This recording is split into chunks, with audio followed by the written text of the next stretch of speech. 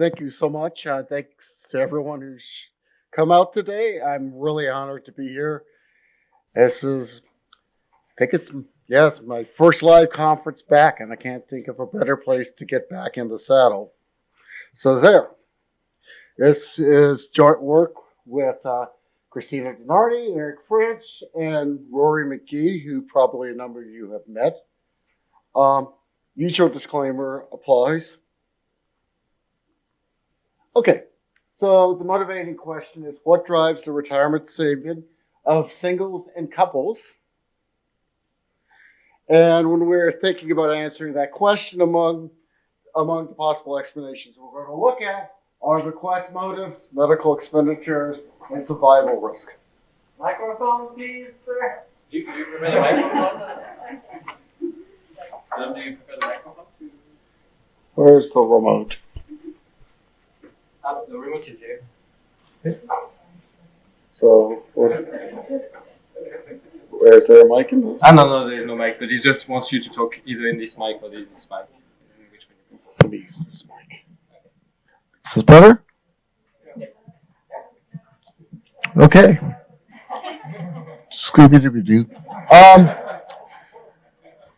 Okay, so we're looking at sort of the usual suspects as to what drives the saving of elderly households, and we want to know how these motivations behave, not just qualitatively but quantitatively, in driving aggregate savings.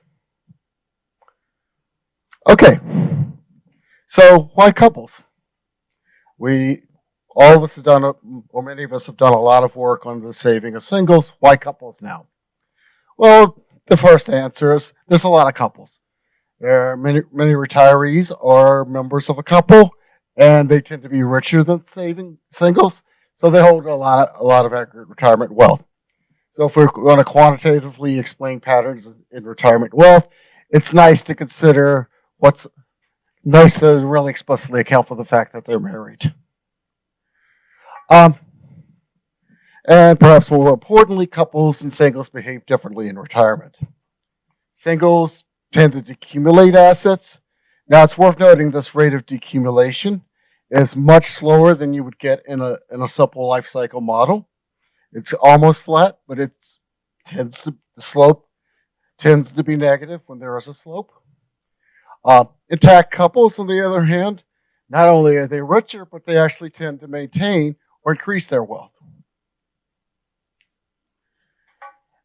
Also, most elderly singles at some point in their life were part of a couple. And this transition is obviously a big part of the life course.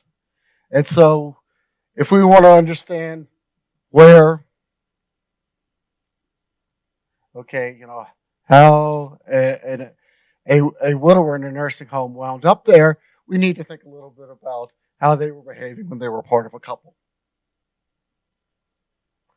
And finally, going back to the big question about what exactly quantitatively is driving the saving of elderly households, as so many of you are familiar with, it appears, that medical expenses, bequest motives, the desire to stay in your own house, they often have very similar implications. And there's a little miniature literature that many in this audience have participated in, trying to find sources of identification that disentangle these different motivations. And we think because couples behave differently from singles and they face slightly different economic environments, that might be another source of identification to bring to the problem. Okay, previous work. What are we bringing relative to previous work? One is that we're going to look at bequests in some detail, and in particular, we're going to distinguish between bequests made when the last member of a household dies and bequests made when the first member of a household dies, when a couple becomes a single. And you might think that first sort of bequest is just obvious. All the wealth is left to the surviving spouse. It's actually not that obvious, and we'll spend a little bit of time talking about that. Oh no. All right, just tell me when I have 10 minutes left. Okay. Okay. And accompanying this focus on the different sorts of bequests is that we've got data, pretty detailed data coming from the HRS exit interviews on the about what these bequests look like when the first spouse dies. And finally, you know, as we were discussing at lunch today, you know, these are big. We're going to have a model. It's a big sprawling model with a lot of bells and whistles, and we try really, really hard to get all these details right. And we think we do a good job. Okay, few facts. We're going to work with the head cohort of the HRS. It's a cohort of people that in 1996 were 72 or older. We're only going to look at people that are fully retired.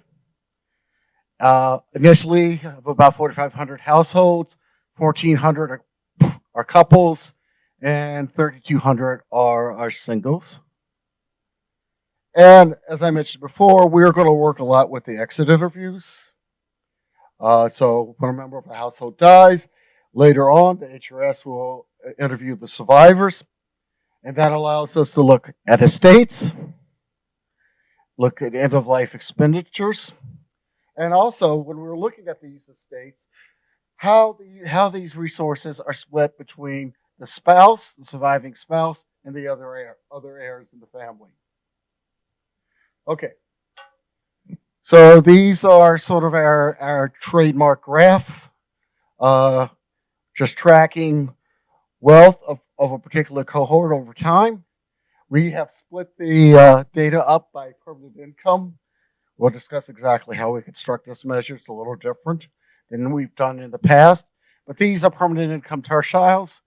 So this is the bottom third, middle third, top third, tracking households that are singles from the beginning to the end.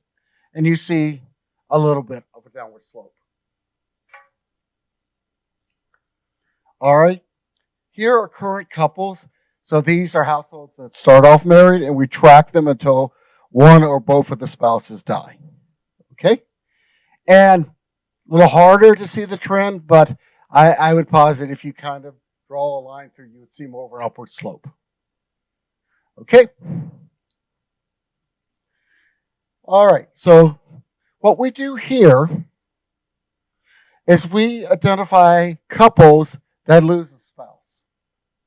And we track the evolution of their wealth around the date when they lose that spouse.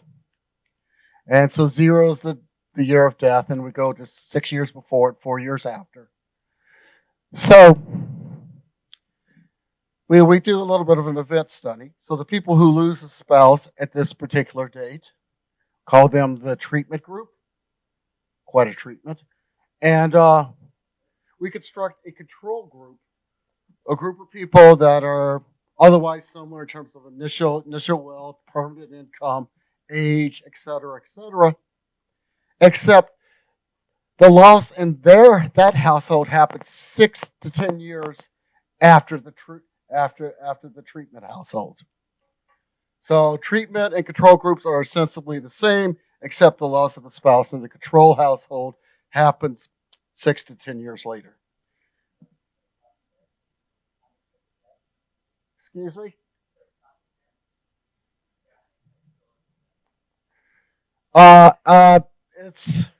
It's just I don't think we just we have not let's just say we have not empirically distinguished between whether it was preceded by an extended illness or not. Anyway, take the difference in wealth trajectories for these two groups. And what you see is over the 10 years surrounding a death, you see wealth dropping by about $160,000 after the death of the first spouse. Okay? You can do a similar exercise for medical spending. If you take the area under that curve, you'll get something in the neighborhood of $27,000. So obviously the wealth drop's a lot bigger than the increase in medical spending. One thing to note is at the same time,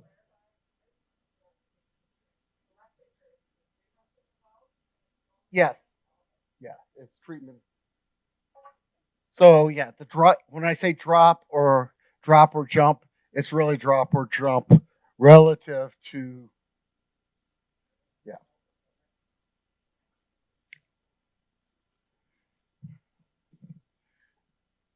Yeah, although in the control group, usually the profiles are fairly flat, so it's yeah, doesn't matter that much. Anyway, okay. So we've got a $160,000 drop in wealth. About 30,000 of that seems attributable to medical spending. What might explain the rest? One thing that we've discovered is that when the first spouse dies, transfers to non-spousal heirs average about $80,000. So that explains a lot of the gap. And again, I want to stress that this $80,000, that's not a residual. We're not calculating that as the difference between the first two numbers. That is something we're measuring for the exit interviews in the HRS. But the point is, it kind of fits into the gap. I don't know if I'd say nicely, but reasonably well. Sure.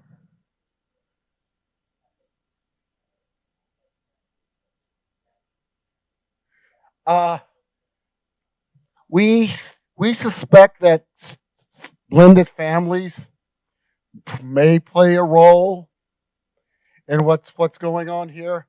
Although that's one of the many possible dramas we haven't explored fully yet. But yeah, there's no sense in which we're restricting it to sort of purely linear biological families. Okay. All right. So here's just a little bit of summary information on that. So first, we split them up by permanent income tertile. You can actually see about a third of couples who lose a spouse are making what we're going to call these side bequests, by the way.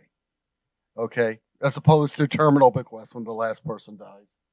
And you can see about a third of households are making these sorts of bequests. When they make them, they're pretty significant. And you can see around $200,000, $300,000, and they're a pretty significant share of the whole state. Again, most households are not making them at all, but you can see that. All right, you might think, well, how does the number of children deal with it? Well, people with children, without children are leaving it. I don't want to say too much more than that because there's big differences in the size of wealth holdings of these groups. So it may just be that couples who never had children are richer, and that may be driving part of it. There may be other things going on as well. And home ownership status, and this is going to get into what Ami's going to talk about tomorrow, so be there. You can see that homeowners are more likely to make one of these side bequests.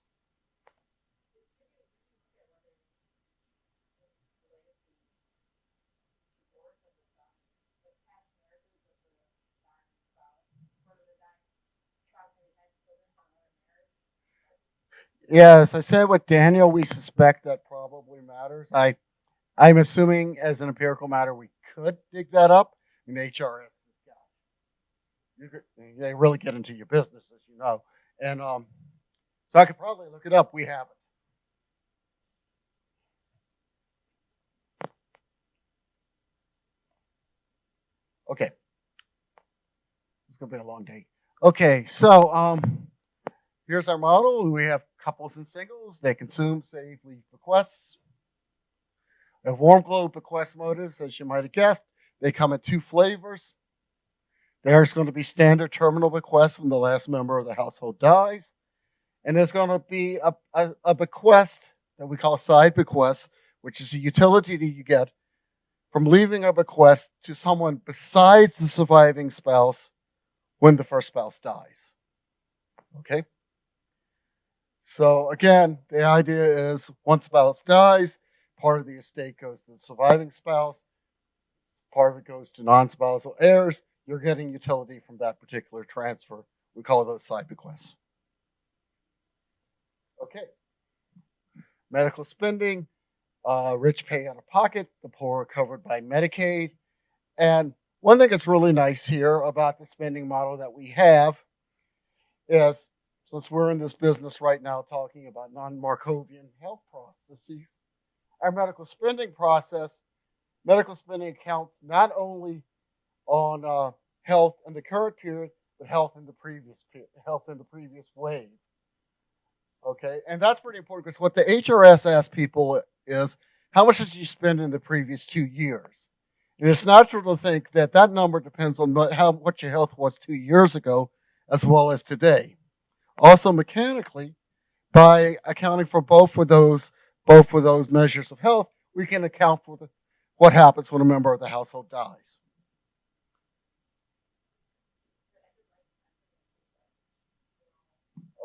Or what?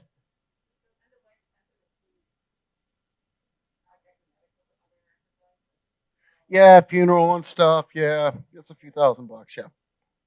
Okay. All right. Health and longevity. The rich, married, and healthy live longer. And finally, we are going to do a lot of stratification on permanent income. We'll talk a little bit more about how we actually measure permanent income in a minute. Okay, preferences, standard CRA. Notice that when you become a couple, you care about total utility, but you take household consumption and divide it according to an equivalent scale.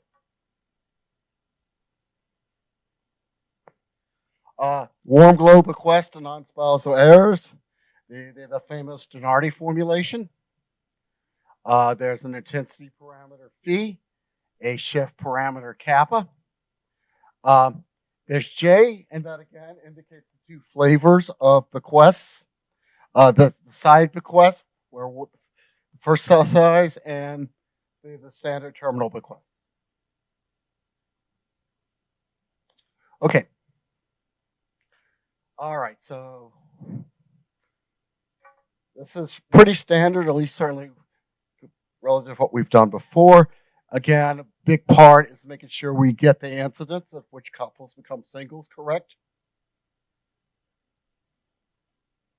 Okay. Medical expenses have deterministic and stochastic components. We've been talking about sort of error components models. Our medical expense shocks have an error component form with an AR1 plus a white noise part. That's sort of our standard. That's sort of a framework we've been using for a long time. And we condition on a lot of stuff: age, family structure, and health. And again,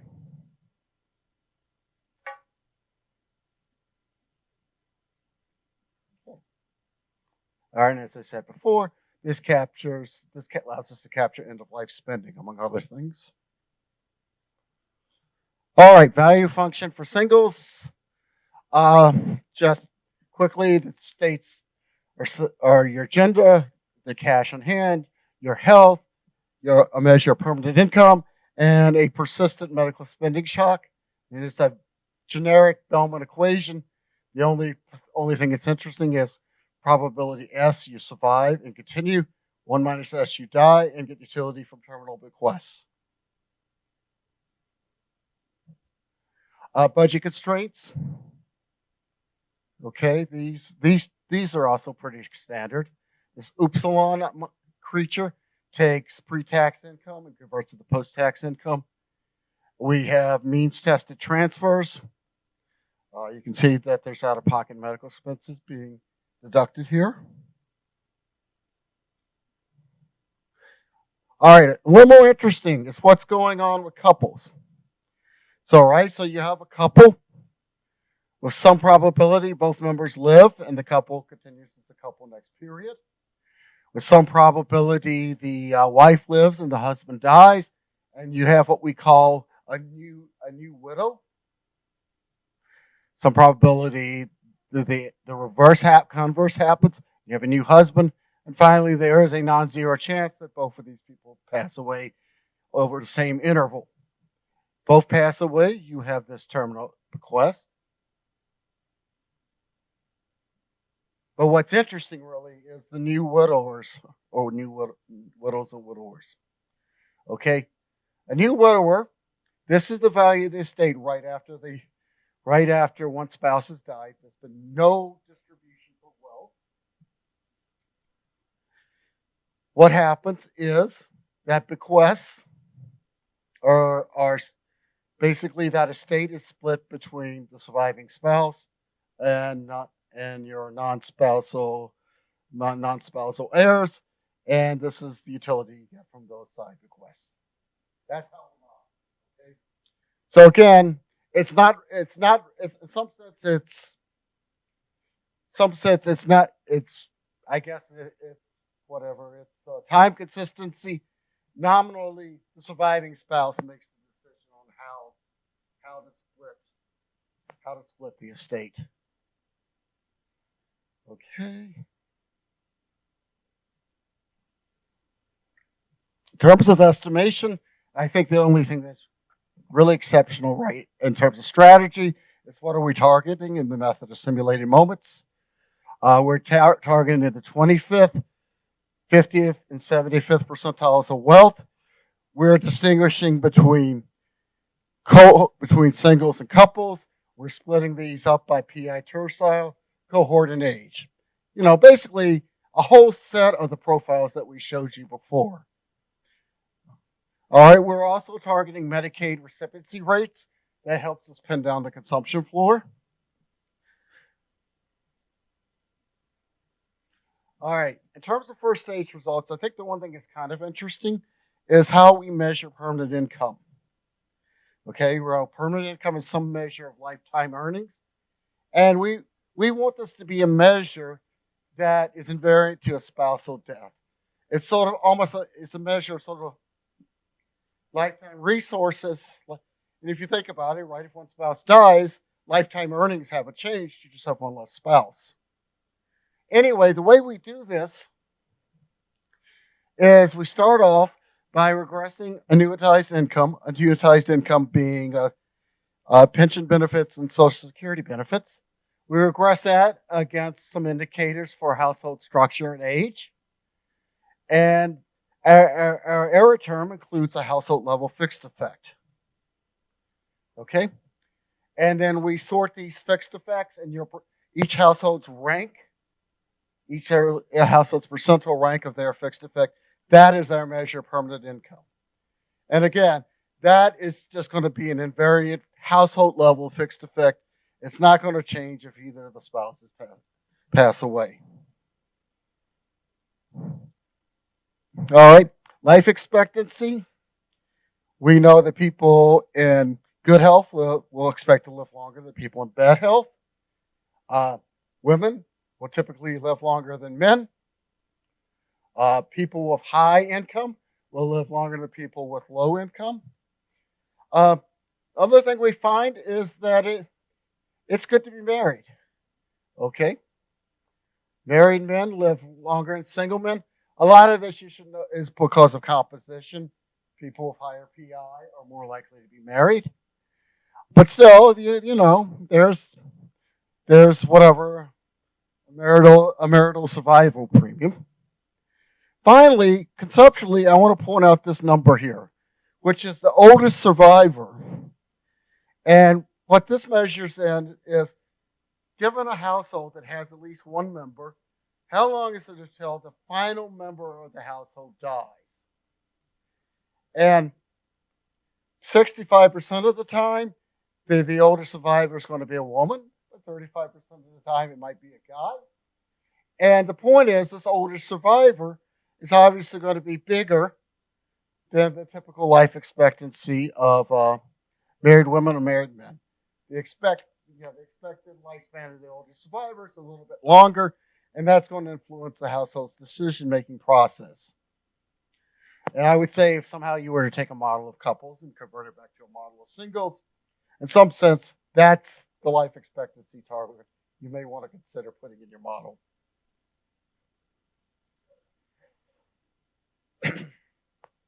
How am I doing? Okay. All right. Okay, parameter estimates, coefficient of relative risk aversion is 3.7, similar to what we've gotten in earlier exercises. The equivalent scale is 1.5. We are estimating this within the model to fit asset profiles, and especially capturing the transition from couples to singles, right? ADA is going to determine, it's going to influence how much value a married household places on the utility of its surviving members. That said, we got a number of 1.5, which is kind of what you would get, say, in an OECD, similar to what you get in the OECD or other measures of equivalent scales. Consumption floor for singles about $4,000. We fixed beta 0.97. We assume that the consumption floor for couples is 1.5, that for singles. That's pretty similar to what you actually see in program rules.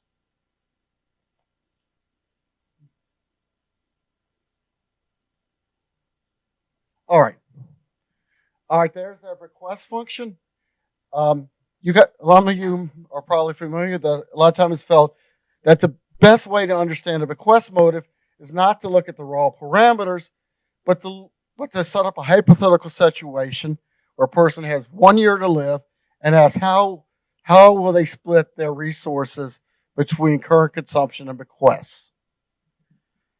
And what we're finding is, in terms of terminal bequests, it's around $30,000. You can see that essentially for a single person, they don't leave any bequests till around $30,000. And after that, they start leaving large amounts of their wealth to bequests. And at the end of the day, when they have in the neighborhood of $200,000 of wealth, they're leaving over 80% of it. What message I'd like you to take out is that you can do this for lots of estimates in the literature. I'm kind of proud to say we kind of expand, we define the entire bounds. So, and so this one lies right in the middle. Okay, so it's certainly in line with what other people, we and other people have gotten before. Model fit looks all right. There's lots more profiles, which I won't show you. Now this is interesting. We do not directly target these sorts of event transitions. This is not something we directly target, although we indirectly target because we're matching singles behavior and couples behavior, and there's a mix of those groups. But anyway, the point is, the model does a pretty good job of getting the average drop in wealth around the time of death, and does a pretty good job of getting the average increase in out-of-pocket spending around the time of death.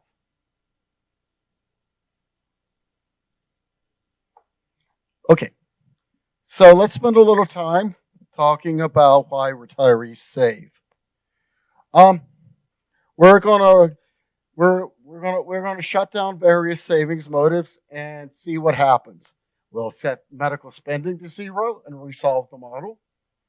Then we'll eliminate bequest motives and resolve the model. Do both. And finally, we'll do an exercise where where there's no weight on a surviving spouse. Hypothetically, it's a situation where you can imagine a couple just can't imagine life without the other. So they don't even plan for it. Okay? All right. In all of these cases, we're going to fix the age 74 distribution of state variables and utility parameters. This, of course, is important because if this were such change that people knew throughout their lives, they would behave differently, and the assets they would bring into retirement would be different. All right, so here's eliminating medical expenses.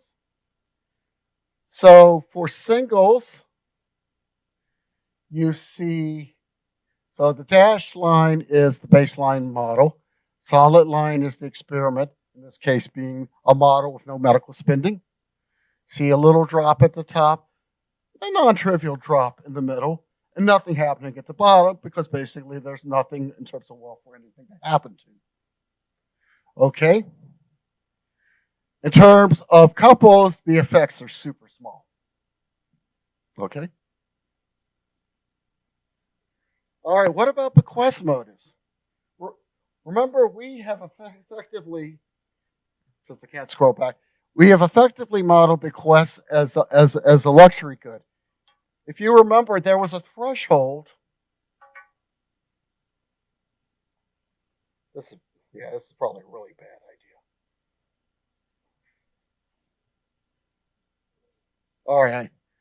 All right, I managed to live to tell about it. Anyway, remember, you go up to this point, there's no bequest. So if you're a household with low wealth, you're just not leaving bequests, period. And bequest motives really don't enter into your thinking when you're making your savings decisions. Only then does it pick up. So, given that,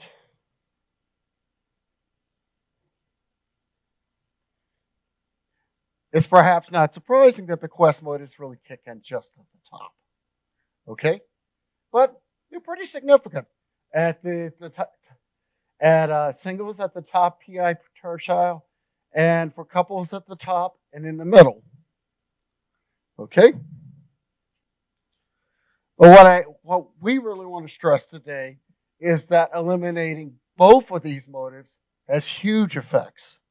And in particular, the effects of eliminating the medical spending and bequest motives, that joint effect is way bigger than the sum of the two individual effects.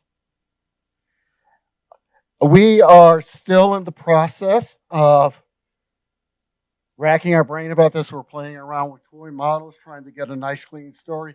Here's my best understanding I'll share with you without implicating my co-authors, which is that in any state of the world, at the margin, only one of the motives is operative. There are certain states of the world where, at that point, your marginal utility of wealth is determined just by bequests, and there are certain states of the world where your marginal utility of wealth is determined just by medical spending. Okay.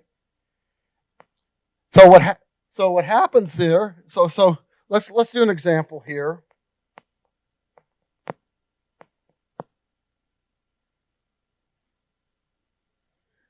Okay. So let's just think about this couple right here. All right.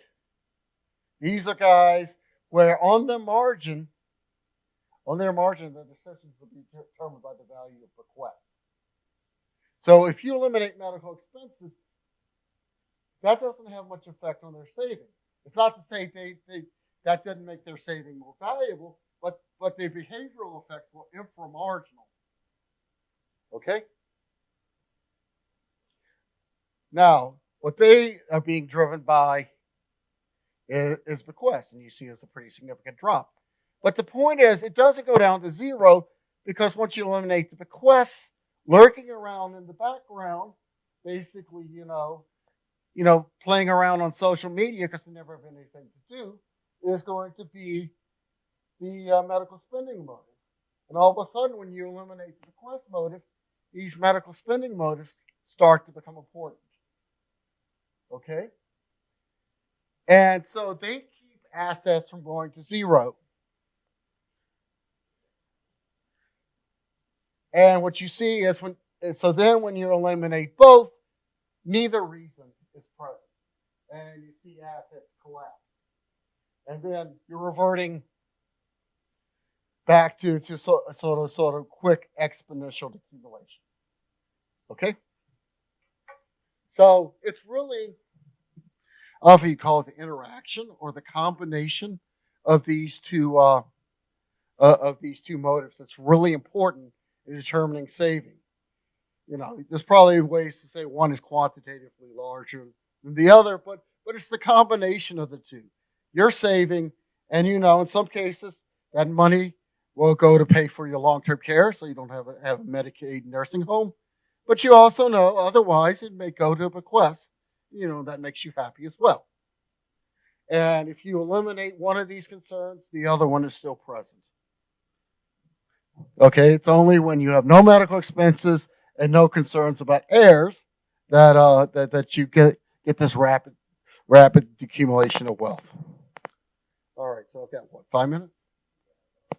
Okay. I am. All right, so let's look at an aggregate. This is not meant to be nationally representative. It's just simply an average over our simulated histories. Wealth, 25th percentile is 50,000. 75th is 390,000. The mean is about the same level. Of course, big right tail. Just keep that in mind. No medical expenses. The very bottom, eliminating medical expenses is a big effect. Okay, at the 25th percentile. Non-trivial effect at the medium. Very little effect at the top. And because of the big right tail dominating the mean, it has also an effect of about 3% at the mean. Okay. If we eliminate bequest motives, everything kind of works in reverse. At the mean, at the far right tail, where bequest motives are really dominating, you see is eliminating bequest motives reduce saving by about 17%. It's about 8% at the 75th percentile. And all of a sudden, it becomes positive. So quickly, what's going on here? What's going on here is these side bequests. So what's happening here is if you have no bequest motives, you may not be saving for bequests, but it does mean that if one member of a household dies, any estate that they did accumulate will go dollar for dollar to the surviving spouse. And the point is, these averages do not include the side bequests, right? They're young people. This is like a community in Florida, right? We only care about the old people. And so once you eliminate these side bequests and the entire estate is going to the surviving spouse, you actually see at the bottom that assets go up a little. Okay? Then there's the effect that when you put remove both motives, you see about a 40% drop. It's kind of interesting that throughout much of the distribution, the effect is a very similar size. And I can't figure out myself whether that actually means anything or it's just kind of how the numbers rolled out. Okay, no weight on the surviving spouse. Not surprisingly, that leads to a pretty big drop. Notice in particular at the very bottom, it's very sweet. These low-income older couples really just care about taking care of their significant other. And if they didn't, they wouldn't have any wealth at all. All right. Now, let's look at initial singles. Right, so this included couples and singles. This is just singles. It's going to look pretty similar. Again, big right tail. Again, medical expenses are more important at the bottom than at the top. Bequest motives bigger at the top than the bottom. Notice here the numbers are always negative because these are singles, so there's no room for these side bequest games. But again, you put these two effects together, and they're really big.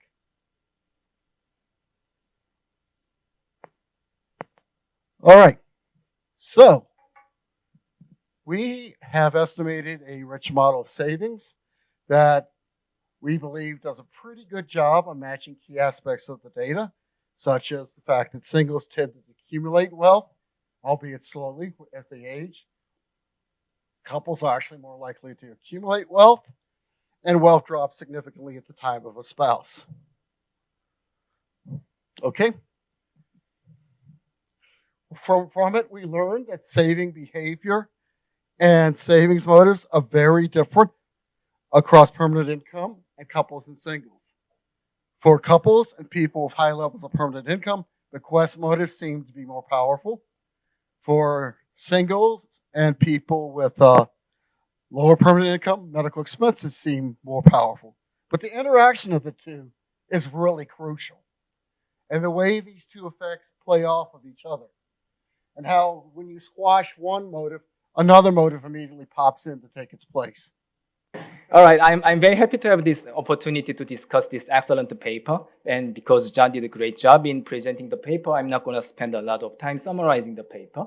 The key contribution of this paper is to expand the literature on late-in-life savings by studying the saving motives that are particularly important for couples. And to do this, in their model, they incorporate joint processes on income, mortality, and health among couples. And they show that the following motivations are important for couples. First, they save for the oldest survivor. The longevity risk they face is very different from what singles face because the oldest survivor tend to live much longer than the singles. And also the widowed typically face significantly less income once their spouses pass away. So they have a strong motivation to build precautionary savings for the oldest survivor. And the couples also face different medical expenditure risk because on the one hand, they face different health transition probability than singles, but on the other hand, conditional on the same health state, the medical expenditure risk they face can be potentially different because, for example, the spouses can provide some care for long-term care. And lastly, the paper shows that the couples have stronger bequest motive than singles, and they capture this by allowing the couples to have one more opportunity to leave bequest when the first death happens. And I think this is the most interesting aspect in the modeling. So today, my most comments will be about this aspect of modeling. And they didn't mention this in the presentation, but I think another important empirical contribution they have in the paper is to estimate the total medical spending risk that includes not only the out-of-pocket expenditures, but also the costs that are covered by the Medicaid. And because in the HRS ahead data they are using for the main exercise, there is no information about the costs covered by the Medicaid. So they match the ahead sample to MCBS sample to get these estimates. And I think these results are a valuable source for any researchers who work on the late-in-life medical expenditure risk. Now, going back to the bequest at the first death, in terms of modeling, I think this is somewhere in between two extremes. One extreme is to allow for bequest when both of members die, and the other extreme is to allow for inter vivos every year. And they motivate this modeling choice by showing the large asset change when the first death happens.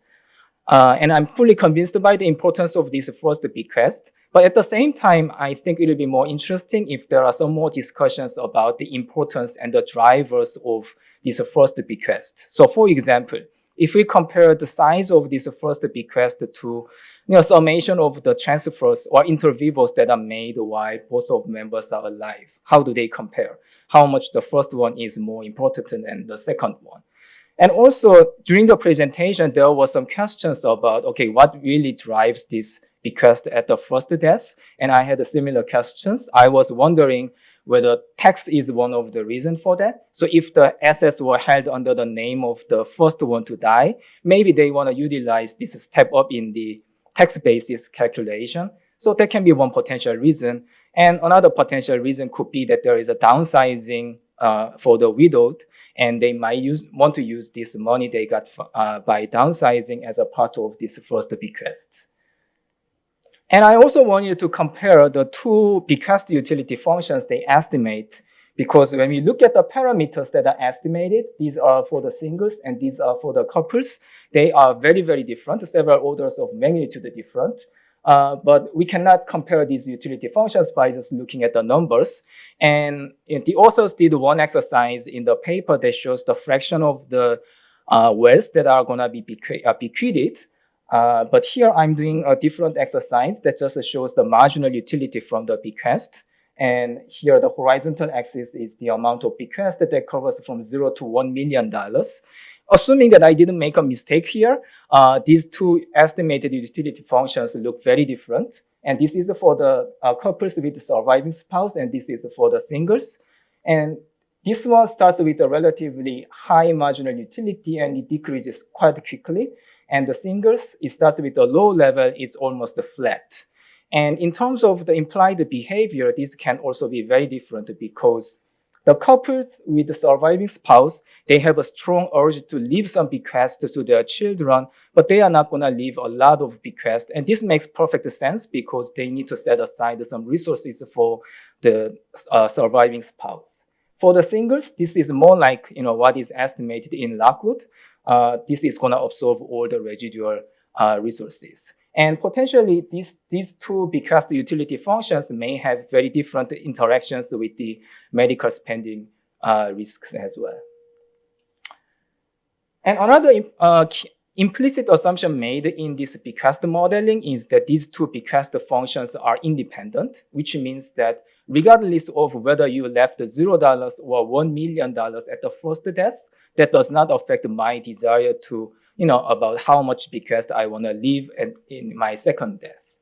And whether this conceptually makes sense or not, I guess it depends on whether this utility function captures warm glow or altruism.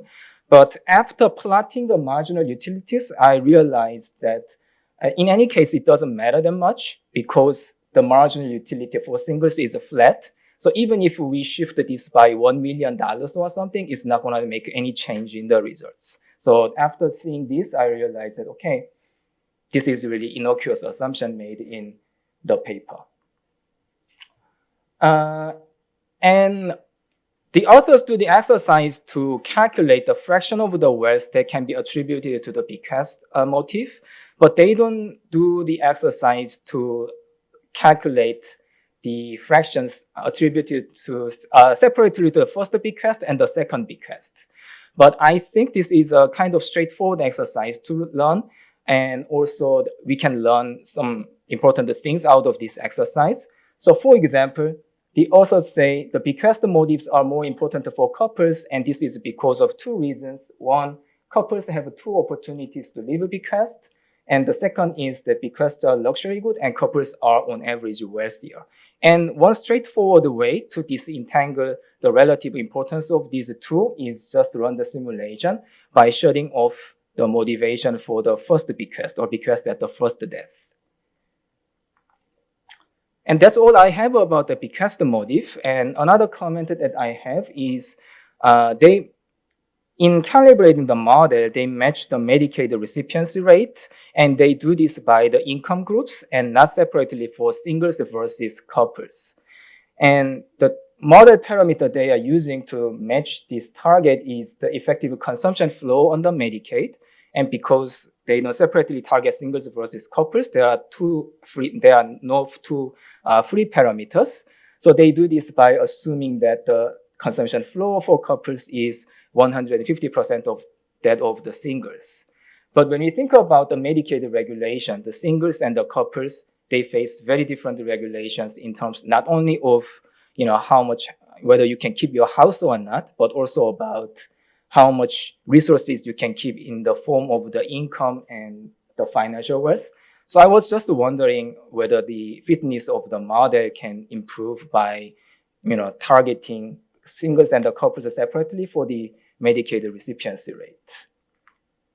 And the last one is, I was looking at some recent papers on the late in life savings, and there are some papers that use data from the Nordic countries, including Iceland and Denmark. And one interesting thing about these countries is that the individuals or the older households in those countries face essentially no medical expenditure risk. And they also, even in these countries, they show that there is a significant late in life savings after retirement. But of course, the motivation for savings are different across the different countries. And I have no doubt that medical expenditure risk is super important driver in the US. I'm just bringing these papers to the discussion because I thought that this is another interesting way and a straightforward way to disentangle the role of the different motivations in explaining the late in life savings. That's basically what I have. Thank you.